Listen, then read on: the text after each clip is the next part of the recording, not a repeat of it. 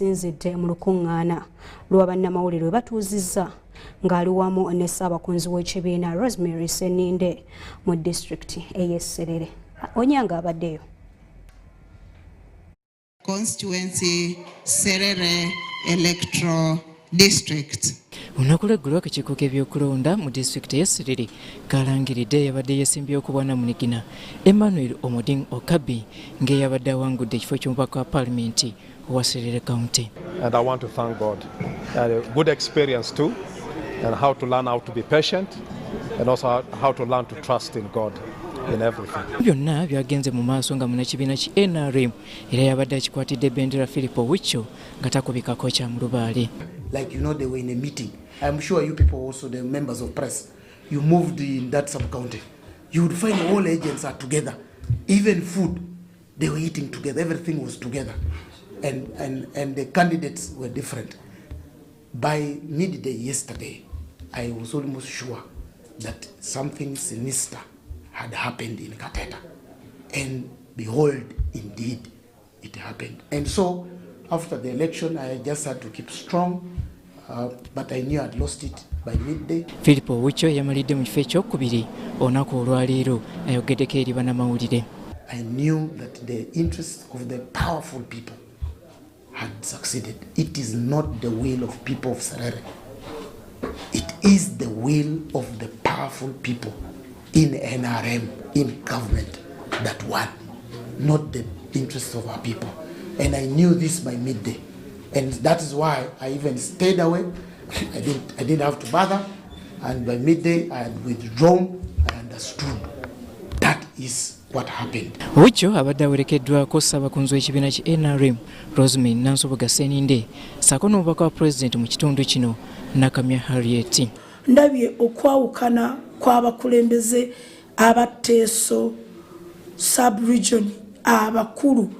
Ekibiina kyaffe ky'NRM bwe kinaagenderanga ku emotions buli kiseera ne tukulembeza ebyo byokka abantu bye balowooza, kubanga nze nnyinza okuba nga kyendowooza nkirowooza lwakuba nti nze kyenfunamu ng'omuntu, naye kiyamba abalala. Ebyo ebibuuzo tulina okubiteekangawo bwe tunaaba nga tugoberera nga tusinziira ku ekyo. Nze ndowooza nti ekibiina kyaffe ne tutagoberera principles na policies za NRM, then nze ndowooza ekibiina kyaffe tujja kukyeyonoonera ffekka. Bano bagamba nti newankubadde bagezezzaako okutabaganya bannakibiina wabula kino tekivuddemu bibala.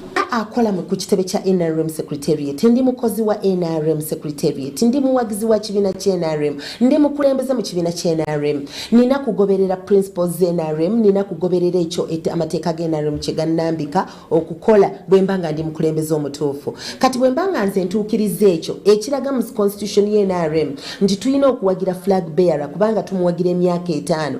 Kati then nze ensobi gye mba nkoze ng'akola ku kitebe then mba sikitegeera.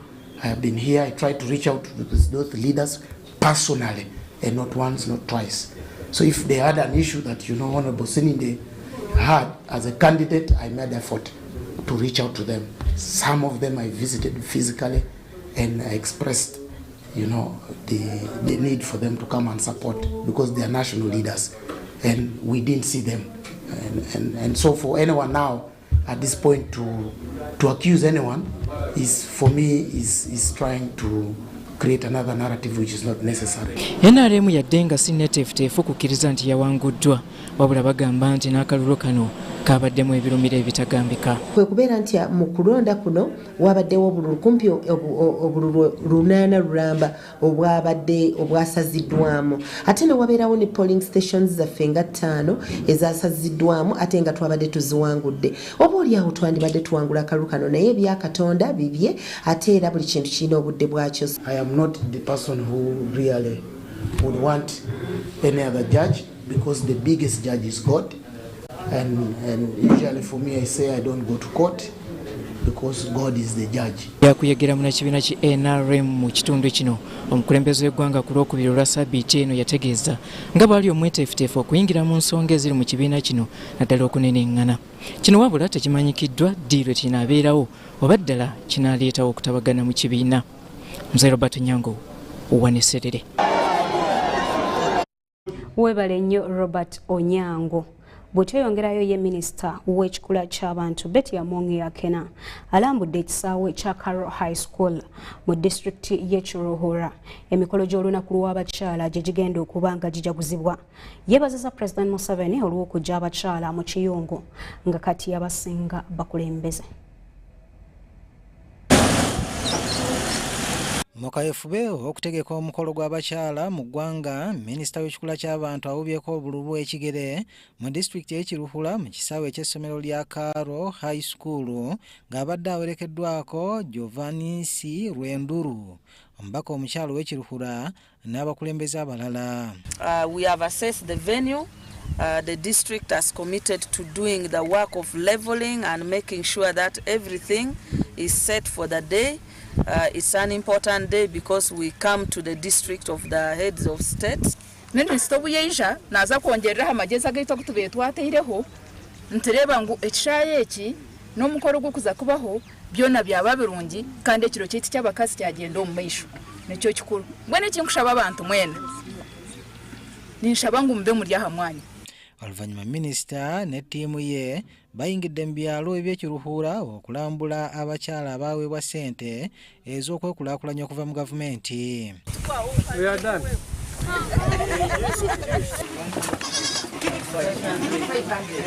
Abakyala ekiruhura baafuna obukadde 800 nga kati bamaze okusasulako gavumenti ekitundu ku zo, era minisita Amongi abeebazizza olw'okukozesa obulungi ensimbi ezaabaweebwa. We've seen groups that are into bull fattening.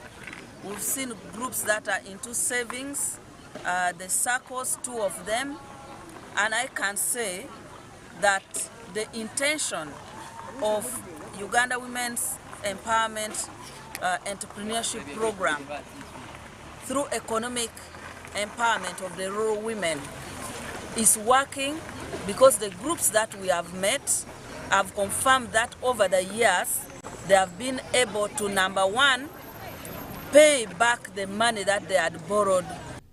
Giovanisi Rwenduru, omubaka w'ekitundu, agumizza abakyala abataafuna ssente okuba abagumu nga gavumenti nabo bwegenda kati okubalowoozaako. Abaliisa b'ente, abaliisa b'embuzi hamwe n'abakukola yogati twashanga boona bayihiremu amagoba kandi bakashashura. Abakazi tubakunyaga nicyo kyanshemeza, bakashashura kandi bayihamu amagoba hati groups nigenda omu maisho.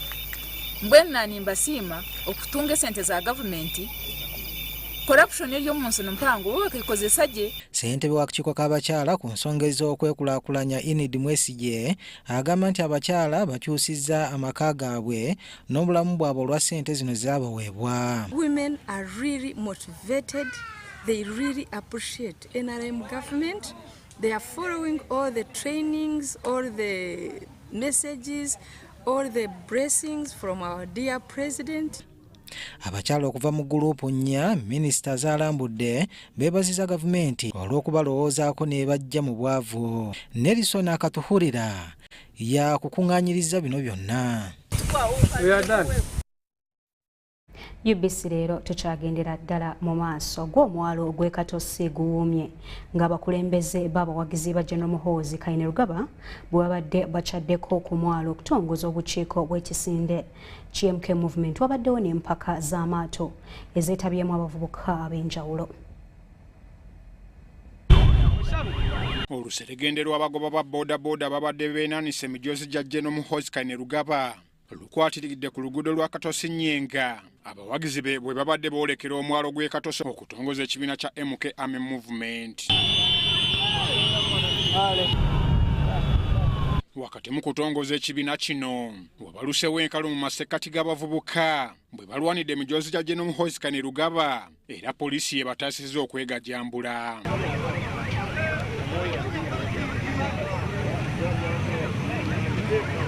Abavubira ku mwalo e Katosi baloopedde General Muhoozi obukambwe bw'eggye erirwanyisa envuba embi era bamusabye okugakomako nga waliwo omujaasi awonya okugajambulwa. Babaffe babasiba babakwatira ku nnyanja nga bakola ne babatwala. Ensonga eyo tugiroopye ebbanga ddene tebatufaako ng'ovudde ku ekyo abasirikale bammwe ab'amagye oba bazimba wansi mu nnyanja tetumanyi. Ennyanja bagyefuga kale fayini twagibawa naye ate batuyambe babba baffe babate.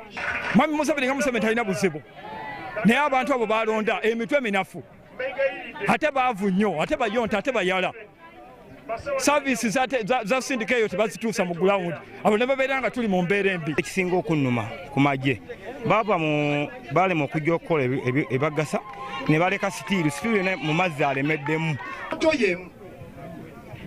Eyokubiri ya muntu buntu ya kusasulira kukwata akutwala ku polisi waggulu ekikusibye kiki kugenda mu toyi kweyamba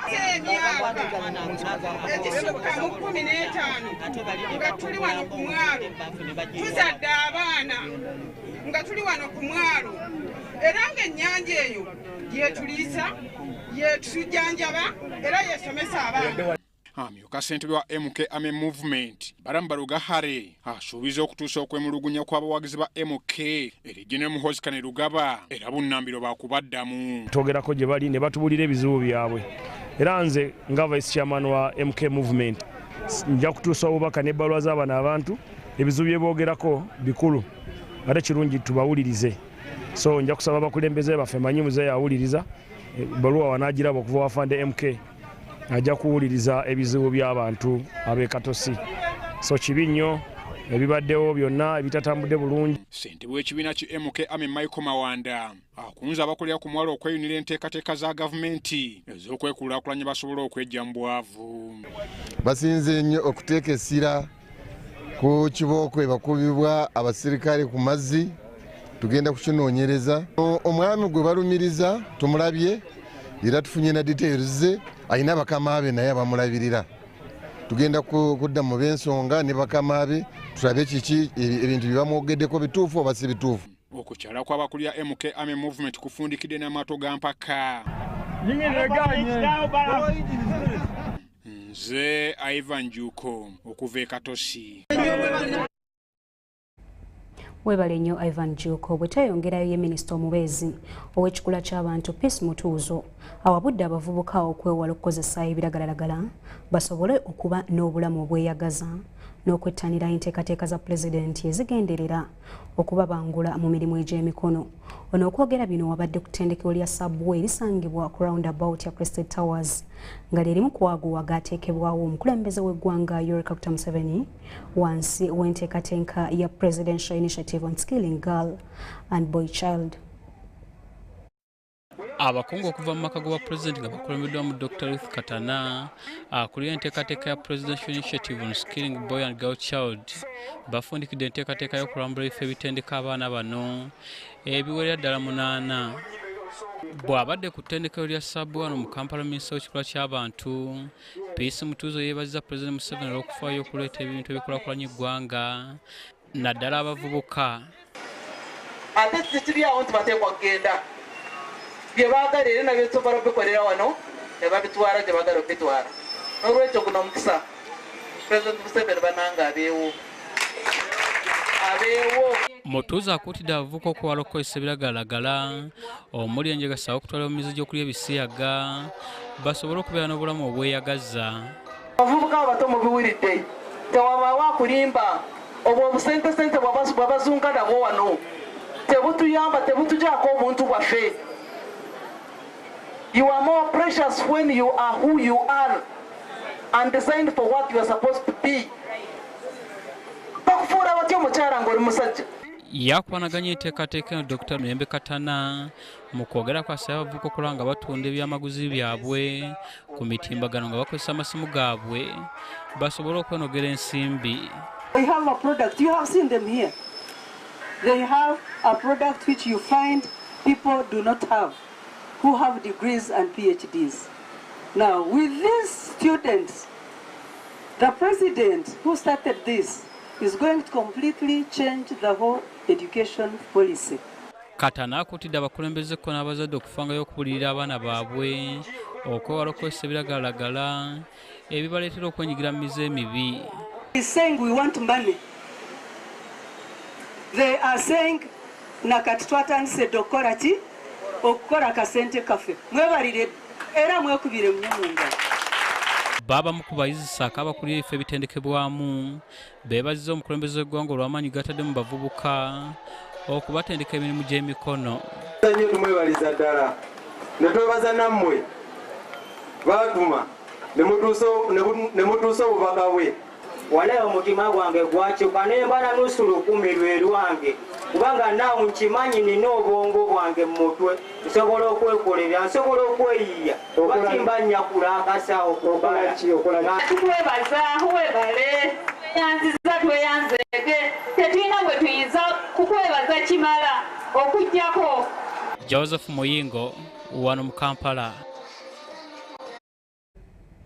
Webale nnyo Joseph Muyingo. Kyekibiina ekitaba abakulu b'amasomero ga sekendule ki Association of Secondary School Head Teachers kisabye gavumenti okubagawo etteeka mweneeyita okukangavvula abeenyigira mu kusaasaanya omuze gw'ebisiyaga mu masomero. Bino byogeddwa ku mukolo gw'okuggalawo okusunsula abayizi basinye ey'okutaano ogubadde guyindira ku Uma e Nakawa nga bakulembeddwamu ssentebe waabwe Augustine Mugabo.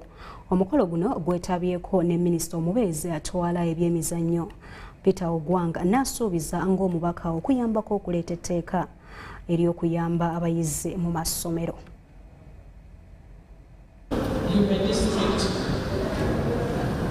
Nga teri somero libisomesa naye abaana betufuna bava mu communities baveeyo babiyigireeyo ne baagala babireete naye akireeta mu ssomero nze nga lyenkulira wenkukwatira wogendera era kyembadde nkubiriza n'abasomesa bonna ba head teachers tetuwa mwagaanya bintu bya bugwagwa ng'ebyo bano abawuza ddembe lyaffe teri ddembe lya muntu likola bikyamu bwe tuba tuli emmere tetugiyisa mu matu emmere tugiyisa mu kamwa kati gwalowooza nti emmere oyagala giyisa mu kutu ng'oliyita ddembe nti balikulekere weesulise.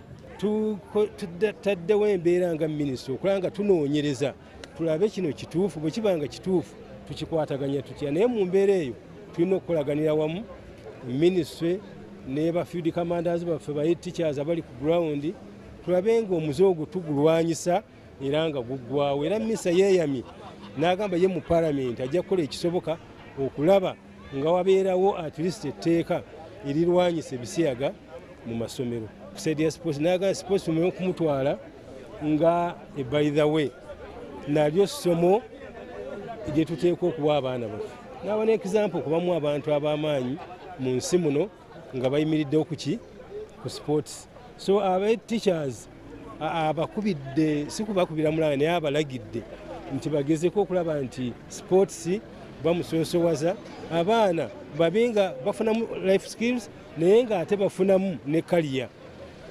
We find them having 4 passes, 5. So we are just taking it at that level. For children from the area, local area, they cannot go elsewhere. Now once again, the only school around almost in 3 sub-counties, the only A-level school. So if we deny them the opportunity, then that means they will not have any A-level elsewhere. That's why we have decided to just accommodate. As long as we can find a combination, we shall allow them to come and study.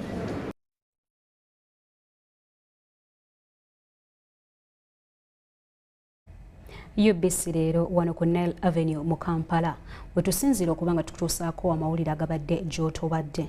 Tugenda kusooka tuwumulemu katono ate tukomewo n'ekitundu kyaffe ekyokubiri. Tobaako.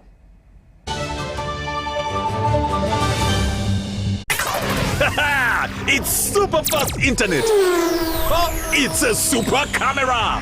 It's a super battery. Phone battery full. Yeah, it's a super deal.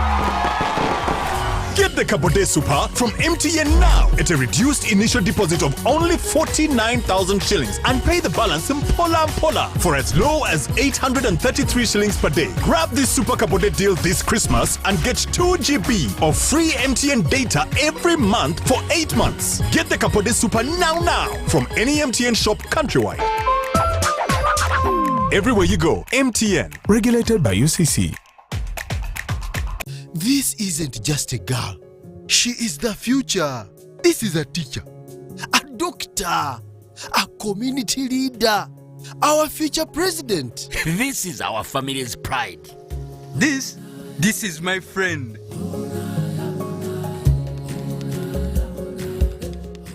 This is the future of our nation. She is the future of Uganda, and the policies I enact today will protect her from teenage pregnancy. She is the hope of our community, and I will talk to others about how we must protect her. She is our family's pride, and I will protect her from child marriage and talk to her about the dangers of teenage pregnancy.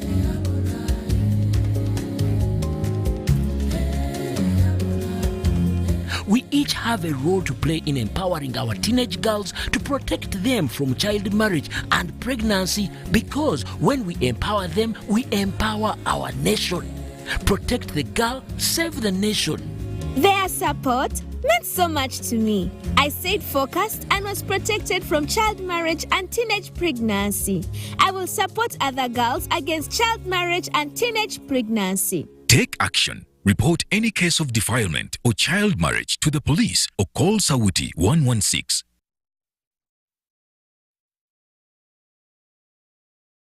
It's Freaky Friday from Airtel. Buy or gift. Buy or give. Get freaky too! Dial *100 *10 hash to load a Freaky Friday bundle for you to enjoy the best offers on voice and data. To buy a bundle for friends and family, dial *100 *10 hash. Freaky Friday with Airtel. Buy or gift a bundle today. Dial *100 *10 hash to get started. Airtel, the smartphone network.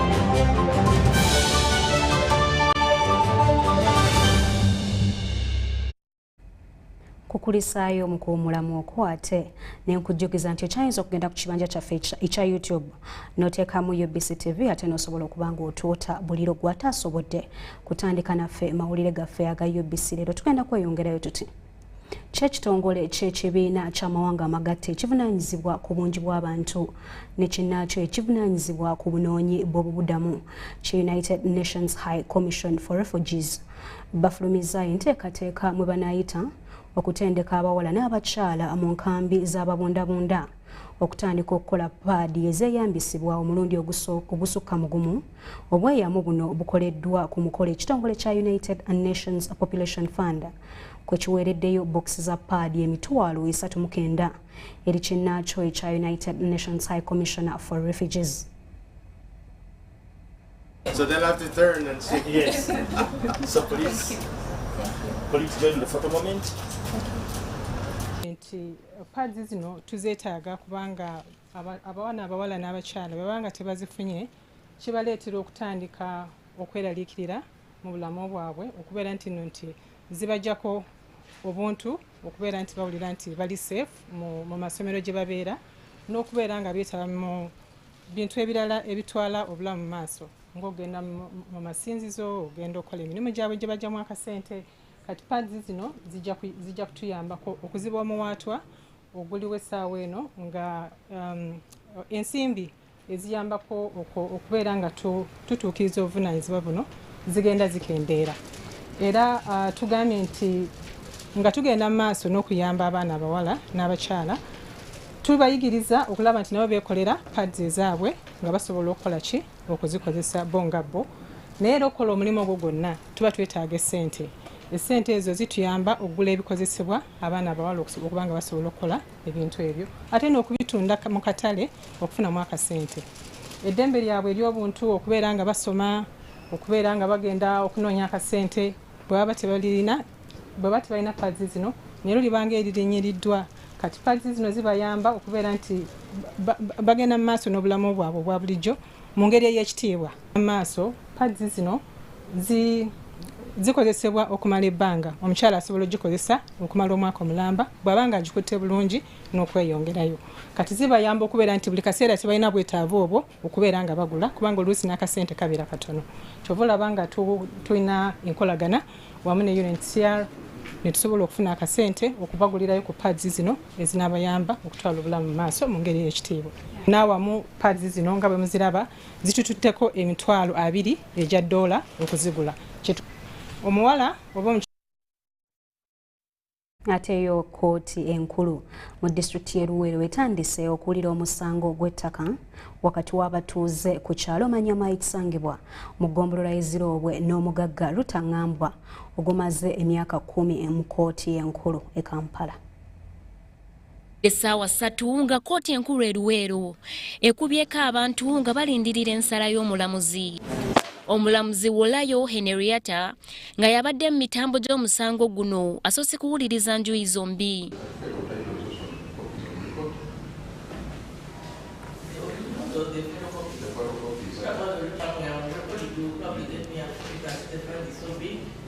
Yes, but now instead of endorsing, the file was transferred.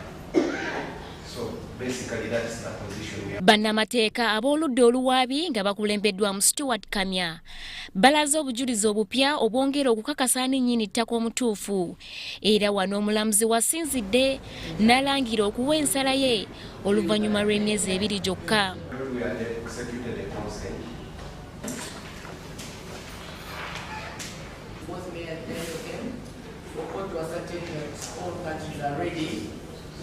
Are ready for the hearing.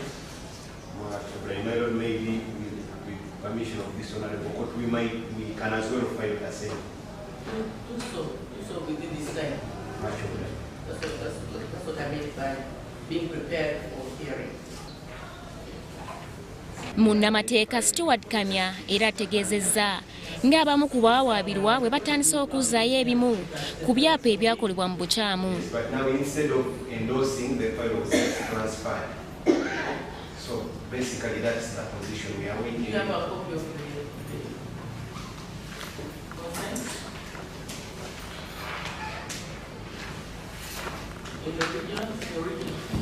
Ye omugagga Lutaŋŋambwa ategeezezza nga bw'alina obwesigwa mu kkooti nti ejja kuwa ensala entuufu ku musango guno. Kubanga kkooti tulimu, it is a court of justice.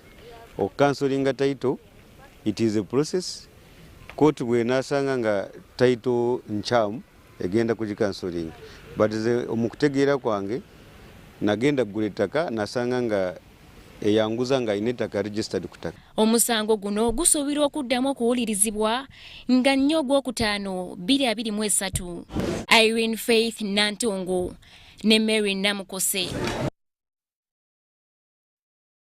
Ky'ekitongole ky'amasannyalaze eki Uganda Regulatory Authority kitegese omusomo mu kibangulidde abakozi b'ekitongole ekiramuzi omuli n'abawaabi ba gavumenti ku nkyukakyuka ezikoleddwa mu tteeka ly'ebyamasannyalaze lyayisibwa mu mwaka gwa 2022. Ennongoosereza ezikoleddwa mu tteeka lino zigenderera kuyamba okutumbula entambuza y'emirimu mu kitongole n'okulwanyisa abeefunyiridde okwonoona n'okubba ebyuma by'amasannyalaze. All these changes are increasing the litigiousness of the sector because we are attracting more private players in the sector. We are again going back to bundle some segments, of course, ensuring that the performance and the efficiency and the transparency doesn't suffer. We now have a more clear, specific, and heightened penalties for vandalism, among others, but for failure to comply by the licensees. Of course, by the time they reach the issue of terrorism, there has to be a significant impact. For example, if you destroy a power installation and it costs 1 billion shillings, you see the tariffs we are complaining about. Power is there's too much power, too expensive.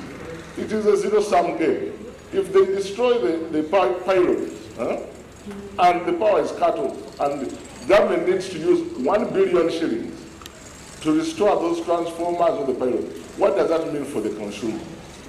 It is a trickle-down effect. You still have to what? To pay the cost. So you can see how it does not help us in the beginning to take these things what? Like, ultimately, the tariff of Umeme will only go down if its installations are not vandalized.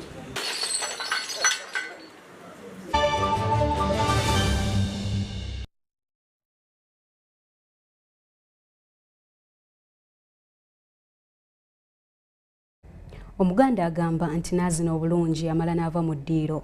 Nange bwe ntyo bwe ndabise olunaku olwaleero wano tetugenda kubanga tusukkawo n'ensimye okubanga otambudde nange. Mu mawulire gaffe aga UBC Leero nze Shaidat Nassakui ngenda kusinziira wano nkwagaliza ekiro ekirungi atakuumira mpeera kunkuumire sula bulungi weeraba.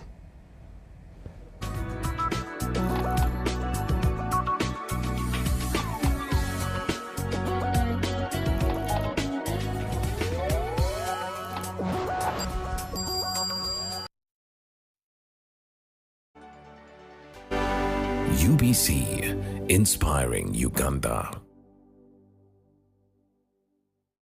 It's Freaky Friday from Airtel. Buy or gift. Buy or give. Get freaky too! Dial star 100 star 10 hash to load a Freaky Friday bundle for you to enjoy the best offers on voice and data. To buy a bundle for friends and family, dial star 100 star 10 hash. Freaky Friday with Airtel. Buy or gift a bundle today. Dial star 100 star 10 hash to get started. Airtel, the smartphone network.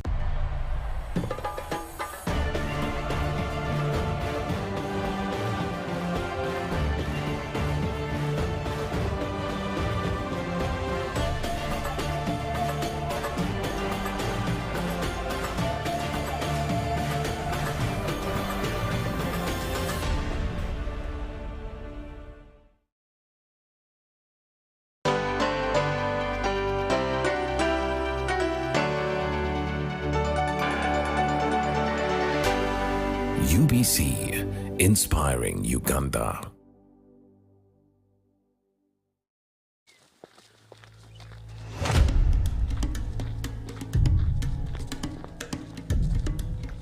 It is an early morning walk, hitting two birds with one stone.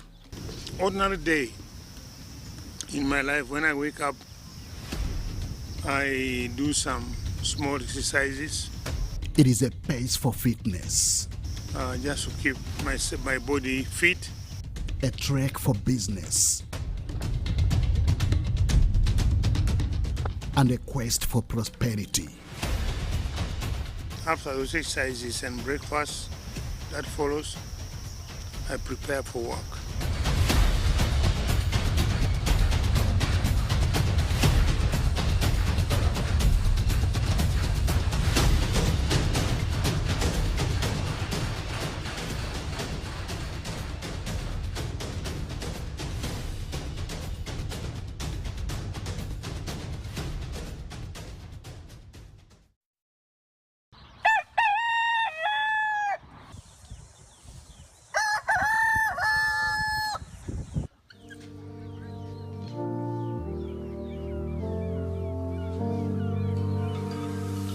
This is how Engineer Hilary Obaloker Onek starts his day while in his home area of Palabek. This is found in the Acholi sub-regional district of Lamuo in northern Uganda. While here, he drops the suit, removes his shoes to embrace outfit meant for farming. And on, the Minister for Relief, Disaster Preparedness and Refugees embarks on monitoring activities at his farm.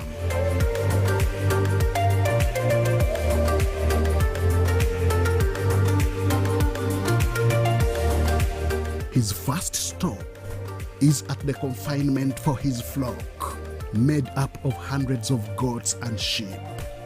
The number has grown over the years, having begun with a mere 7 sheep. Well, I brought some few goats and few sheep.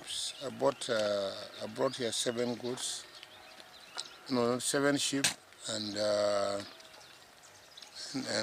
about 100 goats. But at the moment, there are more sheep than the goats. There is over 210 sheep, and they've multiplied over the period.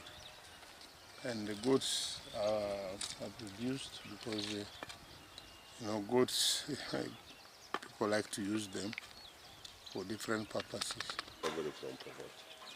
When they are ready for consumption or sale, there is market from the Muslim community, especially during the end of the fasting season. Last year, I sold some to the Muslims who are celebrating their Eid in Kitgum here and some in Gulu. But so far, I haven't yet sold some.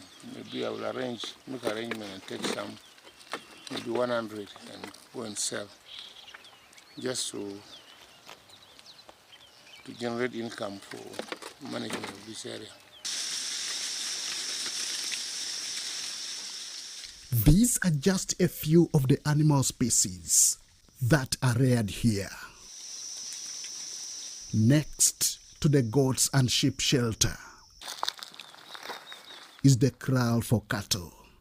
Locally produced and commercially cared for, they are raised for both dairy and meat consumption. Equally, the proceeds are worth the effort, and both the proprietors and farm employees have enough reason to smile. Essentially, I don't buy food. Everything is here in the farm. So I can live without, and even I can do I earn some money from the milk we are selling.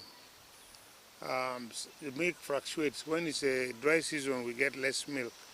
For example, dry season now I get about 30 to 40 liters. Rainy season, I get anything. I get double that amount. And they sell it, and that money is able to help look after those who are looking after cows and goats, who pay their salaries and so on. As the minister takes a mid-morning break from inspection, the gum boots on the doorway happily means come afternoon is another farm overseeing session. And after a short break, the inspection resumes.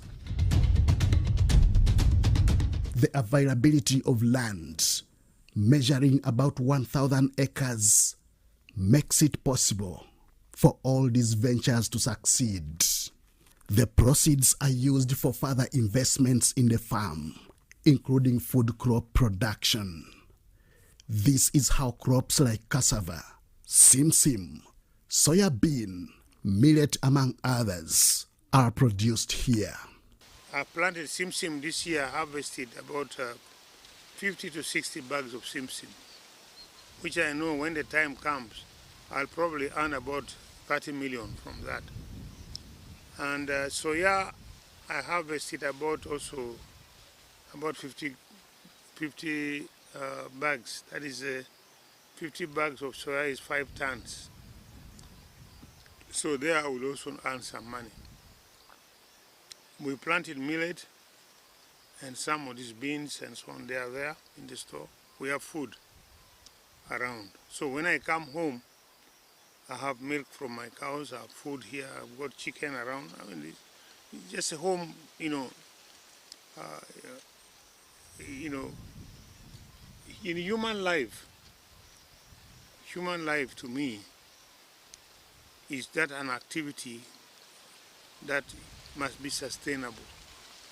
Your activity as a human being must be sustainable. In other words, you don't waste time. Do things that can change your environment, improve on your lives.